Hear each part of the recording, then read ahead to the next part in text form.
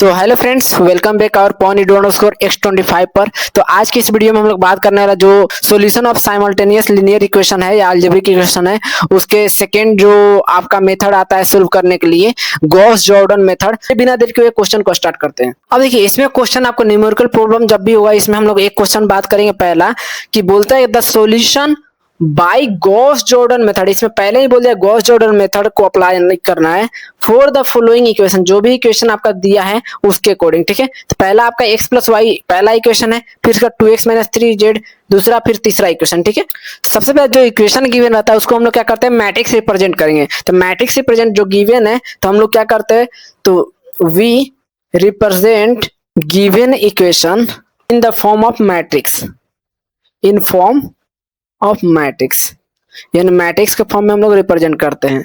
तो कैसे करते हैं हम लोग, सबसे पहले जो आपका एलिमेंट है उसको हम लोग लिखते हैं। तो ए एक्स इक्वल टू क्या होगा आपका बी। अब ए का जितना भी एलिमेंट है, ए मतलब क्या हो गया आपको, ए जितना भी इसका coefficient X Y Z X Y Z X Y Z, तो इन सभी को हम लोग रिप्रेजेंट करेंगे। एक बॉक्स बनाते हैं मैट्रिक्स के लिए। तो ये आपका पहले एलिमेंट 1 है, फिर 1 है, फिर 1 है। ठीक है, फिर दूसरे आप देख लीजिए, पहला इक्वेशन हम लोग कोफिशिएंट क्या है, यहाँ पर 1 है, कुछ नहीं है, तो यहाँ भी 1 है, यहाँ भी 1 है, प्लस में है तो प्लस। फिर दूसरे में 2 है, -3 है और +4 है, यानी 2 -3 और 4।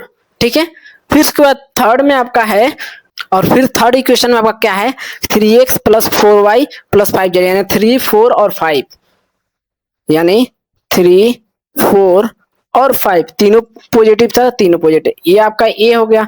अब आपको एक्स वाला टर्म को समझना है, तो एक्स में इसमें कितना अननोन फंक्शन है, 3 है, एक्स वाई जेड, ये इसमें भी एक्स वाई जेड, इसमें भी एक्स वाई जेड। तो एक्स वाई जेड आपका 3 टाइम्स है, तो यहाँ पे लिखेंगे एक्स वाई जेड। ये हम लोग पहले आपको जो इंट्रोडक्शन पार्ट था लीनियर ऑफ साइमल्टेनियस इक्वेशन, उसमें हम लोग बताए थे। ठीक है, फिर उसके बाद अभी भी बात की हम लोग। फिर उसके बाद थर्ड आपका पार्ट है जो बी वाला टर्म, यानी बी वाला टर्म जो इक्वल के दूसरे साइड है। इक्वल के दूसरे साइड में क्या है, 9 30 और 13 और 40। इसको अब रिप्रेजेंट करते हैं कैसे, 9 13 और 14। तो ये आपका बहुत सिंपल है, आपको मैट्रिक्स रिप्रेजेंट करने का। ऐसे हम लोग करते हैं ए एक्स इक्वल टू बी, तो यहाँ पे लिख दीजिए, चूंकि ऑगमेंटेड मैट्रिक्स को फॉर्म में लिखते हैं। ठीक है, तो ऑगमेंटेड मैट्रिक्स में कैसे, तो यहाँ पे लिख दीजिए augmented matrix form. Augmented matrix को रिप्रेजेंट कैसे किया जाता है, तो हम लोग क्या करते हैं, ए कॉलन या ए रेशियो बी। ठीक है, इसको रेशियो बोलिए या कॉलन बोलिए, दोनों बात बराबर है। ठीक है, अब ये जो है आपका ऑगमेंटेड मैट्रिक्स, सबसे पहले जो ए का वैल्यू है हम लोग यहाँ पे लिखते हैं। ठीक है, तो यहाँ पर 1 1 1 है, फिर इसका 2 -3, ये ए का वैल्यू है ना, तो -3 और 4, फिर उसका 3 4 और 5, ये हम लोग लिख दिए। अब उसके बाद बोला कॉलन, तो कॉलन के लिए यहाँ पर उसके बाद आपका क्या है, 9 30 और 40, ये बी है आपका, तो बी को हम लोग 9, फिर यहाँ पर कॉलन 13 और यहाँ पर कॉलन 40। ये जब हम लोग ऑगमेंटेड मैट्रिक्स रिप्रेजेंट कर दिए, तो यहाँ पर आपका प्रोसेस यहाँ पर इतना कंप्लीट हो गया। ठीक है, अब थर्ड सबसे मेन यही काम होता है, स्टेप 3। ठीक है, यहाँ पर आपको मैट्रिक्स का ऑपरेशन आपको करने आता है, रो ऑपरेशन या एक्लोन फॉर्म करना, तो बहुत इजी होगा। नहीं आता है तो मैं बताऊंगा। ठीक है, तो स्टेप थर्ड में अगर बात करें, तो जो आपका गिवन ऑगमेंटेड मैट्रिक्स है उसमें हम लोग क्या करेंगे, R reduce row echelon form को अप्लाई करेंगे। ठीक है, यानी अप्लाई RREF। ठीक है, रिड्यूस रो एक्लोन फॉर्म जब ये करेंगे तो इसमें ये होता क्या है, तो सबसे पहले हम लोग जो भी आपका मैट्रिक्स आपका ऑगमेंटेड मैट्रिक्स है उसको लिख लेते हैं। सबसे पहले आपका 1 है 1 है और 1 है। ठीक है, फिर कॉलन में क्या है, 9 है, फिर उसके बाद आपका क्या है, 2 है, -3 है और 4 है, फिर कॉलन में क्या है, 13, फिर उसके बाद आपका 3 है, 4 और 5, तो इसमें क्या है, 40। ओके, ये जब हो गया तो इसमें आपको एक लॉन्ग फॉर्म में करने के लिए ये जो भी गिवन है उसी पे हम लोग अप्लाई करते हैं। ठीक है, तो इसमें पिवोट एलिमेंट को चूज करते हैं, ये नॉन जीरो होता है पिवोट एलिमेंट, और आगे जितने भी आपको ऊपर और नीचे के एलिमेंट होते हैं सब जीरो होते हैं। ठीक है, अब पिवोट एलिमेंट मींस आपको जितने ये डायगोनल जो एलिमेंट इसको बोलते हैं, ये आपको सेम मतलब यहाँ पर आपको जीरो नहीं होना चाहिए, यानी नॉन जीरो टर्म्स होना चाहिए। यानी ये वैल्यू, और ये सब जितने भी आपको नीचे यानी लोअर ट्रायंगुलर मैट्रिक्स, आपको ये लोअर ट्रायंगुलर मैट्रिक्स जो बन रहा है, ठीक है, ट्रायंगल टाइप का, और अपर ट्रायंगुलर मैट्रिक्स जो बन रहा है यहाँ पर, ये वाला टर्म, ये क्या होना चाहिए, जीरो होना चाहिए, ठीक है। तो यही होता है पिवोट एलिमेंट में, क्या करते हैं, डायगोनल एलिमेंट जो होते हैं या पिवोट एलिमेंट, उसको हम लोग नॉन जीरो कर रखते हैं और उसके आसपास के एलिमेंट को क्या करते हैं, हम लोग जीरो कर देते हैं। तो अब अप्लाई करते हैं सबसे पहले, ये आपका इक्वेशन है, ठीक है, ऑगमेंटेड फॉर्म में। तो ऑगमेंटेड फॉर्म में तो सबसे पहले हम लोग क्या कर रहे हैं, पिवोट एलिमेंट किसको चूज करते हैं, 1 को, ठीक है, यानी रो 1 को हम लोग क्या करना है, फिक्स कर देना है इसको, यानी इसको फिक्स करके उसके बाद हम लोग का क्या है, ये R1 है, रो 1 है, इसे लिखना नहीं है, मैं आपको समझाने के लिए बोल रहा हूँ, ये R2 है और R3 है, इसमें हम लोग रो ऑपरेशन करेंगे, ठीक है। और ये क्या है, कॉलम 1 है C1, ये C2 है, और ये क्या है, C3 है, ये अपना कौन सा है, B वाला फॉर्म है, ठीक है। जब ये हो गया तो हम लोग इस वाले रो को फिक्स कर देते हैं, तो यहाँ पे लिखना पड़ेगा बाई ऑपरेटिंग, यानी ऑपरेशन कर रहे हैं, किस किस पे करेंगे, तो R2 पे और R3 पे करेंगे, ठीक है। R1 को फिक्स रखेंगे, तो R2 एंड R3, जब ये हो गया आपको लिख दिए, ठीक है। तो अब हम लोग को क्या करना है, जो सेम आपका R1 है उस टर्म को हम लोग D2 ऐसे ही लिख देते हैं, ठीक है। अब 1,1,1 और कोलन में क्या है, 9 है, ठीक है। अब इसमें क्या करें हम लोग कि जो नीचे वाला टर्म्स है आपका, इसके जस्ट नीचे वाला ये वाला टर्म्स, पिवोट एलिमेंट 1 को अगर चूज करें तो इसके नीचे वाला को क्या करना चाहिए, जीरो होना चाहिए, ठीक है। यानी ये वाला टर्म और ये वाला टर्म दोनों क्या होना चाहिए, जीरो होना चाहिए, यानी पहला रो से। तो हम लोग क्या कर सकते हैं इसमें, तो सबसे पहले रो ऑपरेशन हम लोग क्या करते हैं, जो यहाँ पर R1 है, R1 तो अपना फिक्स है, तो हम लोग क्या करते हैं, R2 में से जो ये R2 है, तो R2 को हम लोग R2 टाइम्स लिखेंगे, ठीक है। सबसे पहले R2 का ऑपरेशन कर रहे हैं, तो R2, ठीक है, आप इसमें से माइनस कर देंगे क्या, तो यहाँ पर 2 है, यहाँ पर 1 है, तो यहाँ पर 2 टाइम्स अगर 2 को मल्टीप्लाई R1 से कर देंगे तो 2 माइनस अगर 2 करे तो 0 हो जाएगा। तो यानी पहला आपका क्या ये हो गया, ठीक है, रिलेशन चुकी। फिर उसका 3 में से हम लोग को 1 को करना है ऑपरेशन, तो यहाँ पे देखिए 3 है और यहाँ पर R1 है, तो यहाँ पर हम लोग क्या कर रहे हैं, चूंकि R3 टाइम्स 2, यहाँ पर R3 को सबसे पहले लिखते हैं, R3 3 है अपना, -3 से R1 में मल्टीप्लाई कर रहे हैं, 1 है तो 3 को मल्टीप्लाई करेंगे तो ये भी क्या हो जाएगा, नीचे वाला एलिमेंट 0 हो जाएगा। तो हम लोग पहले वाला पिवोट इसको अगर चूज किए, ये नॉन जीरो होना चाहिए, इसके नीचे वाला एलिमेंट क्या होना चाहिए, 0 होना चाहिए, तो ये अपना लिख देना है। तो यहाँ पर आपको ऑपरेटिंग जब कर रहे हैं तो यहाँ पर लिखना पड़ेगा, चूंकि R2 times 2, R2 minus 2 R1, ठीक है, ऊपर लिख दीजिएगा, उसके बाद आप नीचे लिखिएगा, ठीक है, R3 times 2, R3 minus 3 R1, ठीक है। अब जब ये मिल गया तो हम लोग को अब वैल्यू देखते हैं। सबसे पहले R2 के लिए जो R2 है तो उसमें आपका क्या वैल्यू है, तो R2 का आप देखिए, यहाँ पर हम लोग थोड़ा रफ कर लेते हैं, रफ आपको करना है, 2 टाइम्स है, ठीक है, तो यहाँ पर 2 टाइम्स है, तो R2 को R2 रन देते हैं। यहाँ पर देखिए R2 2 है, अब -2 R1 का वैल्यू कितना है, तो 1, तो 1 से मल्टीप्लाई करते हैं, तो यहाँ पर 2 - 2 कितना हो जाता है, 0, ठीक है। तो ये आपका पहला जो है element, diagonal element non zero होना चाहिए, ठीक है, यानी पिवोट एलिमेंट नॉन जीरो रहेगा तो 0, ये हो गया। फिर इसको जब पहला एलिमेंट 0 हो गया तब फिर दूसरा हम लोग R2 के लिए दूसरा इसका एलिमेंट चेक करते हैं, तो 1 है, R2 में क्या है, -3 है, ठीक है। तो यहाँ पर R2 को इस वाले एलिमेंट पे परफॉर्म कर रहे हैं और आपको ये वाला, ठीक है, तो आपको -3 आएगा और यहाँ पर क्या होगा, आपको -2 इंटू R1 का वैल्यू कितना है, तो 1 है, तो 1, ठीक है। जब इसको करते हैं तो -3 - 2 कितना होता है आपका, -5 हो जाता है, ठीक है, यानी -5 हो गया। तो हम लोग यहाँ पर क्या लिख देंगे R2 में, तो ये R2 के लिए कर रहे हैं, तो R2 = -5।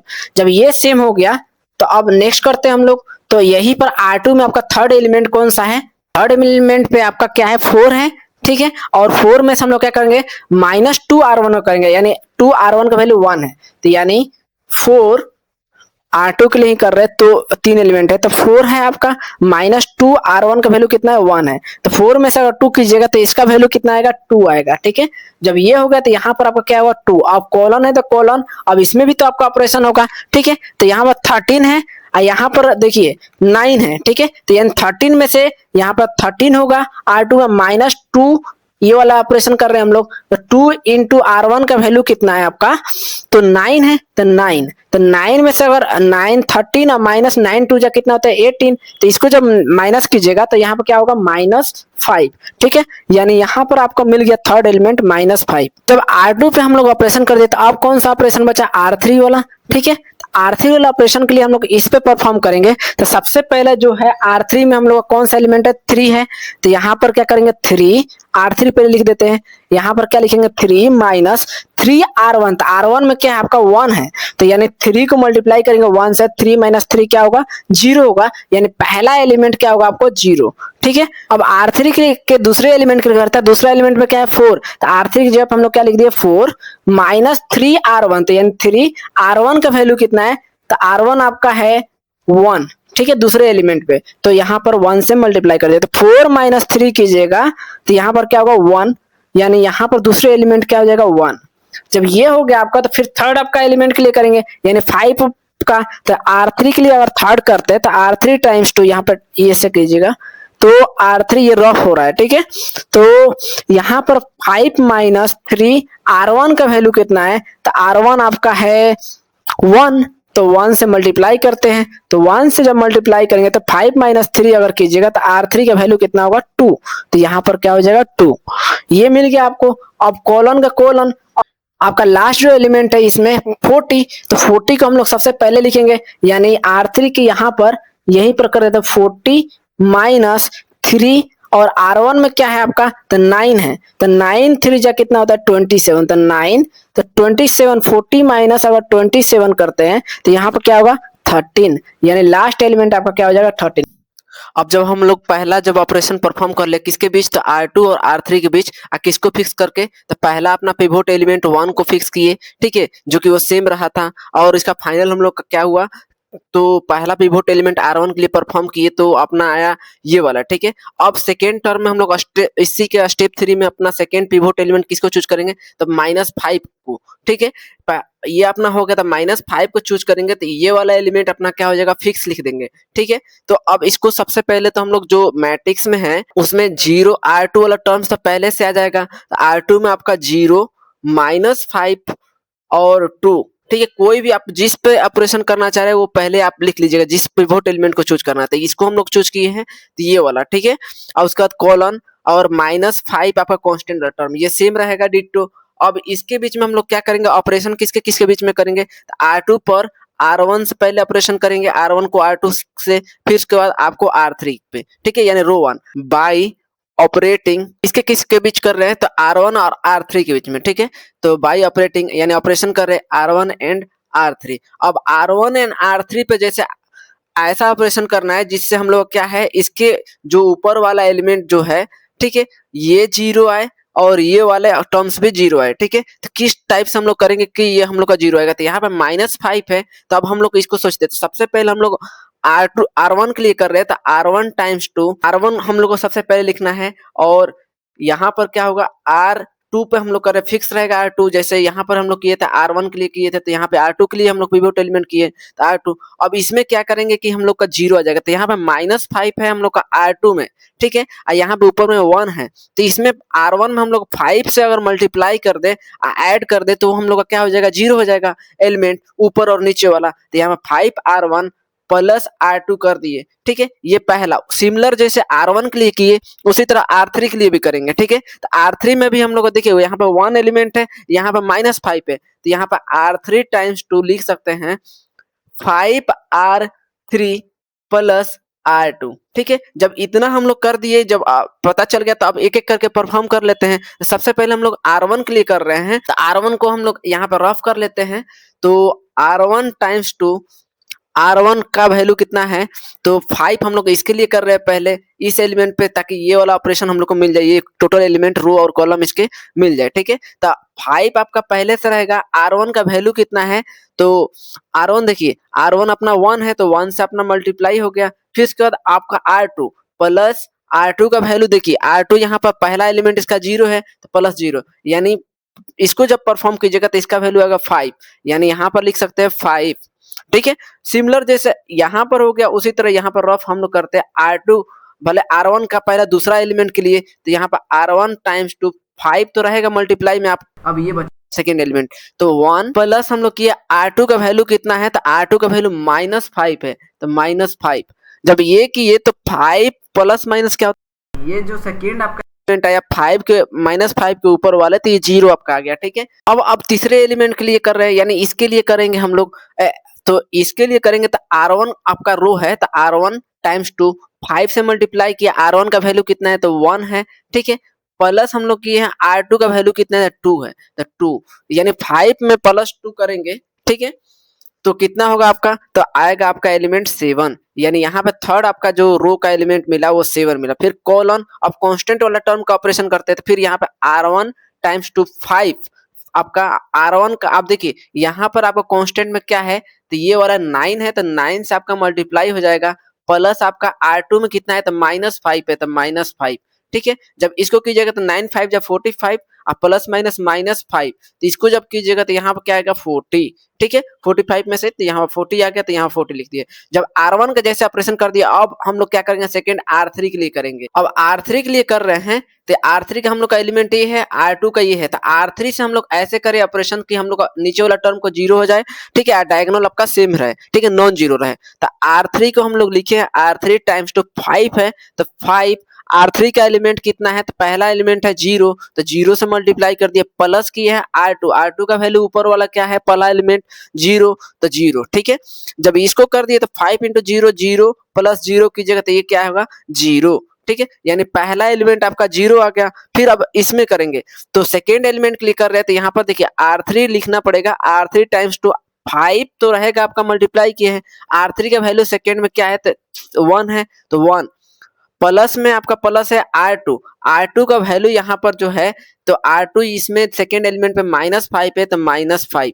जब इसको आप परफॉर्म कीजिए तो 5 प्लस माइनस क्या होता है, -5, तो इसका वैल्यू हो जाएगा 0, यानी इसके नीचे पिवोट एलिमेंट के नीचे वाला एलिमेंट हम लोग का 0 हो गया। अब थर्ड सिमिलर इसमें भी कर लेते हैं आपका, थर्ड एलिमेंट आपका क्या है, तो इसमें आपको 2 है, ठीक है, और R3 में अपना ये है 2, तो यहाँ पर R3 टाइम्स 2, यहाँ पर 5 से मल्टीप्लाई होगा, 2 आपका कर रहे हैं, प्लस R2 का भी वैल्यू क्या है 2 है, तो 5 × 2 क्या होगा 10 होगा, प्लस 2 करेंगे तो यहाँ पर क्या एलिमेंट आएगा आपका 12। अब हम लोग का बच्चा कांस्टेंट टर्म मतलब बी वाले टर्म, तो यानी बी वाले टर्म पे सिमिलर ऐसे ही करेंगे। तो यहाँ पर बी वाले टर्म में क्या है 5 आपका मल्टीप्लाई है, यहाँ पर आपका इस एलिमेंट के लिए कर रहे तो यहाँ पे 13 है, ठीक है। यहाँ पर क्या होगा सेकेंड में, तो आपका यहाँ पर R2 के लिए कर रहे हैं, R2 पर तो प्लस और -5 आपका एलिमेंट है, ठीक है। तो 13 5 जब 65 होता है, प्लस माइनस माइनस होता है, और 5 के लिए 5 होता है। अब 65 -5 प्लस माइनस क्या होता है 5 होता है, ठीक है। तो 65 - 5 की जगह तो यहाँ पर क्या होगा R3 के लिए 60,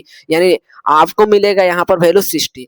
ये जब मिल गया आपको तो एक नया आपको मैट्रिक्स होगा। फिर इसके साथ हम लोग अब किसको पिवोट एलिमेंट चूज करेंगे, तो इसको, ये भी हो गया आपका, ये भी हो गया। अब लास्ट आपका पिवोट एलिमेंट इस पे करेंगे, ठीक है। ये जब आपको नॉन जीरो दे देगा, तब उसके बाद ये ऊपर वाला टर्म्स आपको कौन सा, दोनों जीरो होना चाहिए, ये जीरो हो जाएंगे तो आपका क्या होगा, आपका ऑगमेंटेड मैट्रिक्स फॉर्म कर जाएगा और एक लोन फॉर्म भी आपका काम कर देगा, ठीक है। तो अब इसको फिक्स करते हैं और इस पे ऑपरेशन लगाते हैं, ठीक है। अब यहाँ पे लिखना पड़ेगा बाई ऑपरेटिंग कौन सा, तो अब हम लोग कर रहे हैं R1 पर और एंड R2 पर, ठीक है। किसके थ्रू, तो R3 के थ्रू। तो R3 का कोई काम नहीं है, तो हम लोग उसको क्या करते हैं, पहले ही लिख देते हैं, यानी इसका अगर 0 0 12, ठीक है। अब पिवोट एलिमेंट आपका कौन सा है, ये वाला है, कोलन 60 का 60, ठीक है।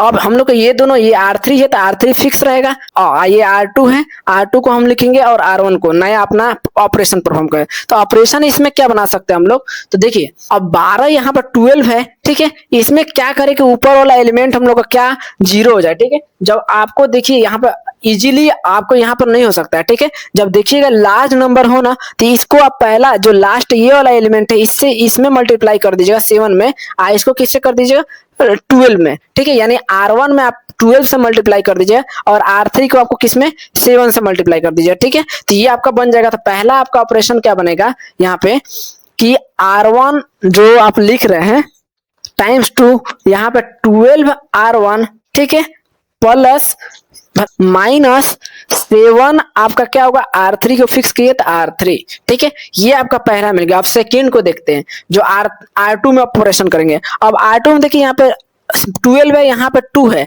तो इसको अगर जीरो करना है हम लोग को, इस एलिमेंट को, इसको नॉन जीरो, तो यहाँ पे देखिए 12 है, यहाँ पे 2 है, तो यहाँ पर क्या करेंगे 6 से मल्टीप्लाई कर देंगे, यहाँ पर 1 से मल्टीप्लाई होगा तो कोई फर्क नहीं पड़ेगा। तो यहाँ पर ऑपरेशन आपका बन गया नया कि R2 टाइम्स 2, यहाँ पर 6R2 माइनस R3 मल्टीप्लाई कीजिए, कोई फर्क नहीं पड़ेगा, ठीक है। अब क्या करते हैं, इस एलिमेंट को अरेंज करते हैं। अब एलिमेंट को अरेंज करने के लिए सबसे पहले जो इक्वेशन है उसको हम लोग देखते हैं। यहाँ पे R1 टाइम्स 2 है, ठीक है। अब सबसे पहला एलिमेंट है 0 R2, 12R1, तो 12R1 को हम लोग करते हैं यहाँ पर इससे। तो यहाँ पर देखिए 5 है, तो 12 को मल्टीप्लाई किससे करेंगे, 5 से, माइनस है, ठीक है। हम लोग ऑपरेशन में माइनस किए हैं। यहाँ पर क्या है, अपना पहला एलिमेंट किसके लिए कर रहे हैं, 0 के लिए कर रहे हैं, तो 0, ठीक है। R3 में किससे मल्टीप्लाई कर रहे हैं, तो 7 से मल्टीप्लाई कर रहे हैं, तो ये आपका हो गया 7, ठीक है, 7R3। जब इसको आप कीजिएगा तो 12 5 जा 60 माइनस 0 कीजिएगा तो यहाँ पर क्या होगा 60, यानी यहाँ पर जो पहला एलिमेंट बन रहा है वो क्या होगा 60, ये मिल गया। अब दूसरा ऑपरेशन करते हैं R1 के अंदर, तो देखिए 12 तो आपको ऑलरेडी रहेगा, R1 के अंदर दूसरा एलिमेंट के लिए कर रहे हैं, तो ये आपका दूसरा एलिमेंट है R3 में, R1 का दूसरा एलिमेंट ये है, तो 12 इंटू 0 कर दीजिए तो माइनस 7 है मल्टीप्लाई में, इसका एलिमेंट कितना है 0, तो ये 0। जब इसको आप परफॉर्म कीजिएगा तो 12 इंटू 0 0 और 0 माइनस 0 क्या होगा, 7 इंटू 0 0, तो ये आपका 0, यानी दूसरा एलिमेंट आपका जो मिल रहा है वो 0 हो गया, ठीक है। जब आप थर्ड एलिमेंट के लिए कर रहे हैं, यानी थर्ड एलिमेंट क्या है 7 है और ये आपका 12 है, ठीक है। तो आप देखिए R1 टाइम्स 2 आपको क्या है 12 से मल्टीप्लाई करेंगे किसको, 7 से, अब माइनस 7 को मल्टीप्लाई किससे करेंगे 12 को, ठीक है। क्योंकि आपको R3 में आपको ऑलरेडी 12 है, इसको मल्टीप्लाई किया है 7 से और इसको R1 को मल्टीप्लाई किया 12 से, तो इसमें आपका 7 एलिमेंट है, ठीक है। जब इसको परफॉर्म कीजिएगा तो 84 माइनस 84 इक्वल टू 0, यानी थर्ड एलिमेंट आपका मिल गया 0, ठीक है। जब इतना हो गया आपको, भले एक लास्ट आपका फॉर्म कौन सा है, तो कॉलन के बाद 40 वाला, तो 40 को अब करते हैं, ठीक है। 40 को मैं यहीं पे कर दे रहा हूं, तो R1 टाइम्स 2 अब कर रहे हैं, तो R1 में हम लोग 12 से मल्टीप्लाई कर रहे हैं किससे, तो 40 को, माइनस 7 से मल्टीप्लाई कर रहे हैं किसको, तो 60 को करेंगे, कि थर्ड इसका है, ठीक है, तो 60। जब इसको कीजिएगा तो ये आपका होगा 480 माइनस 420, ठीक है। जब इसको माइनस कीजिए तो यहाँ पे क्या मिलेगा आपको 60, ठीक है, यहाँ पे लिख दे रहा हूँ 60। तो ये आपका R1 में जो कोलन के बाद आपका मिल रहा है 60। इतना जब हो गया तो अब हम लोग किस पे करेंगे, तो R2 पे हम लोग ऑपरेशन परफॉर्म करेंगे, किसके थ्रू, तो R3 के थ्रू। लास्ट टर्म जो है R3 का ऑपरेशन जो है R3 को R2 के साथ करना है, ठीक है। तो R2 के लिए हम लोग क्या करते हैं, सबसे पहले जो आपका इक्वेशन हम लोग ऑपरेटिंग किए थे कौन सा, तो 6R2 माइनस R3, तो इसको लिख देते हैं R2 times 2, R2 times 2 6 R2 minus कितना R1 है, तो R1 R3 है, ठीक है। ऐसे कर रहे थे। अब देखिए सबसे पहला एलिमेंट किसके लिए ले रहे हैं, इसके लिए ले रहे हैं, और ये दोनों, तो R2 में आपको क्या होगा 6 इंटू R2 का वैल्यू आपका क्या है 0 है, माइनस R3 का वैल्यू कितना है, तो 0 है, तो ये कब लीजिए तो 0, ठीक है, ये 0 आ गया, तो यानी यहाँ पर पहला एलिमेंट क्या हुआ 0, ठीक है। फिर उसके बाद नेक्स्ट अगर कीजिएगा फिर इसी के ऑपरेशन को, तो R2 टाइम्स 2, ठीक है, R2 को लेकर 6, R2 का वैल्यू कितना है, तो -5 है, तो -5, ठीक है, ये वाला एलिमेंट के लिए कर रहे हैं। और R3 का वैल्यू कितना है 0, -0, तो इसको कीजिएगा तो -30 आएगा, 6 5 जा -30 और 0 तो 0, तो यहाँ पे होगा -30, ठीक है। ये जब मिल गया तो फिर उसका नेक्स्ट आपको कीजिएगा R2 टाइम्स 2, 6 माइनस 3 के लिए कर रहे हैं, तो ये R2 का वैल्यू है 2, तो 2 यहाँ पर मल्टीप्लाई माइनस में क्या होगा R3, तो R3 में कितना है 12, तो यहाँ पर 6 2 12 माइनस 12 यानी 0, यानी यहाँ पर क्या होगा आपका 0, यानी ये हो गया। आप कॉलन वाला बाद वाले टर्म करते हैं, तो ये R2 टाइम्स 2, अब देखिए 6 है इंटू आपको R2 में कितना है -5 है, तो -5, अब माइनस में आपको करना है, तो आपको R3 कितना है तो 60, तो यहाँ पर क्या होगा 60, तो यहाँ पर कीजिएगा तो -30 माइनस 60 इक्वल टू -90। ठीक है, तो यहाँ पर क्या होगा -90। ये आपका ओवरऑल जो RREF फॉर्म होता है, echelon form, reduce row echelon form, उसको हम लोग परफॉर्म कर चुके हैं। ठीक है, तो यहाँ पर जो आपको नया मैट्रिक्स बना है ये वाला है।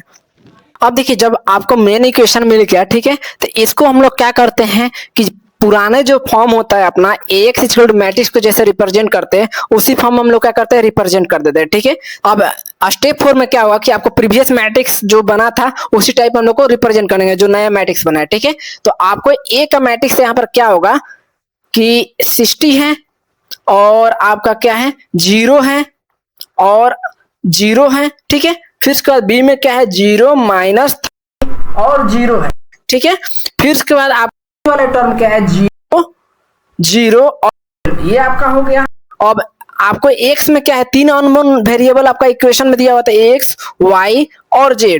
ठीक है, और फिर उसका जब आपका हो गया तो आपको लास्ट वाला टर्म आपका क्या है तो ये वाला टर्म 60 माइनस 90 और 60, तो इसको हम लोग b वाले टर्म में इक्वल के बराबर साइड 60 माइनस 90 और 60 लिख दिए। ठीक है, जब ये हो गया आपका तो अब देखिए हम लोग मैट्रिक्स रिप्रेजेंटेशन जो हम लोग जानते हैं, अगर हम लोग अब हम लोग क्या करते हैं कि मैट्रिक्स मल्टीप्लिकेशन करते हैं। मैट्रिक्स मल्टीप्लिकेशन कैसे करते हैं तो यहाँ 3 क्रॉस 1 कॉलम के साथ करेंगे, अगर 3 कॉलम रहता है 3 कॉलम के साथ करते हैं तो पहले ये तीनों एलिमेंट से मल्टीप्लाई करेंगे। तो x से 60 का मल्टीप्लाई होगा, पहले x के लिए सोल्व करते हैं 60x, फिर y के लिए करेंगे तो प्लस 0 y इंटू 0 यानी 0, प्लस z के लिए करेंगे z को 0 से होगा तो 0। इसके बाद तो वो कॉलम है ही नहीं तो आपको हो जाएगा इक्वल टू क्या होना चाहिए तो यहाँ पे पहला मैट्रिक्स क्या है 60 है आपका b में, तो ये तो 60x इक्वल टू 60, तो 60x इक्वल टू 60, तो x इक्वल टू क्या होगा 60 अपॉन 60 कितना हो जाएगा डिवाइड करेंगे तो 1, यानी x का वैल्यू आपका पहले क्या मिल गया 1। जब 1 मिल गया तो अब नेक्स्ट मैट्रिक्स मल्टीप्लिकेशन करते हैं, तो अब हम लोग रो 2 को करेंगे। ठीक है, तो रो 2 को किससे करेंगे फिर अपना कॉलम एक ही है तो एक ही से करेंगे, यानी x से 0 करेंगे तो क्या होगा आपका 0 प्लस y को -30 से करेंगे तो -30 इंटू वाई प्लस z को 0 से करेंगे तो 0 इक्वल टू आपका क्या है -90। अब y के लिए सोल्व करते हैं तो ये तो सभी 0 तो -30y equal to -90, minus minus terms plus हो गया बराबर साइड, अगर भेजेंगे 30 को तो 90 अपॉन 30 करेंगे तो इसका वैल्यू आएगा 3, यानी y का भी वैल्यू हम लोग को क्या मिल गया 3।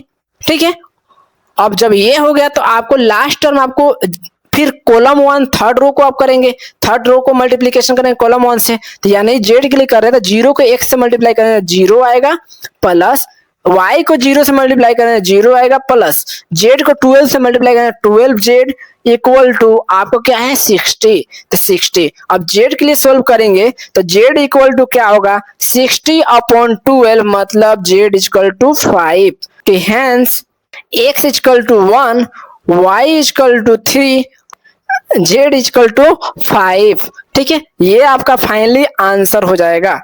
अब मान के लिए आपको आंसर चेक करना कि क्या आपका आंसर सही आया है कि नहीं, तो आपको क्या करना है, आप जो मेन इक्वेशन गिवन रहता है ठीक है उसमें इस वैल्यू को पुट करके देख लेते हैं। ठीक है, यानी आंसर चेक करना है तो ये तीनों इक्वेशन आप चेक कर सकते हैं। पहले आप पहला इक्वेशन इजी लग रहा है तो इसमें हम कर रहे हैं, तो x का वैल्यू 1 है प्लस y का वैल्यू 3 है प्लस z का वैल्यू 5 आया था। ठीक है, इक्वल टू 9 दिया है तो 5 3 8 प्लस 1 9 इक्वल टू 9, यानी 9 अगर इधर खींच देते हैं 9 माइनस 9 इक्वल टू क्या होता है 0, यानी ये आपका आंसर जो आया है 1 3 5 x और y और z का ये सही है। ऐसे करके आप तीनों इक्वेशन में पुट करके वैल्यू देख सकते हैं और आपका आंसर सही हो जाएगा। ठीक है, तो ये ओवरऑल अप्रोच हो गया। अब हम आपको एक और क्वेश्चन दिखा रहे हैं जो कि बहुत बार पूछा गया, आप उसको खुद से बनाइएगा, अगर नहीं बनेगा तो आप कमेंट में जरूर लिखिएगा कि भैया उसका सोल्यूशन दे दे, तो मैं डिस्क्रिप्शन में उसका सोल्यूशन को ऐड कर दूंगा। ठीक है, तो क्वेश्चन इसमें यही बोलता है कि अप्लाई गॉस जॉर्डन मेथड। ठीक है, अप्लाई करना है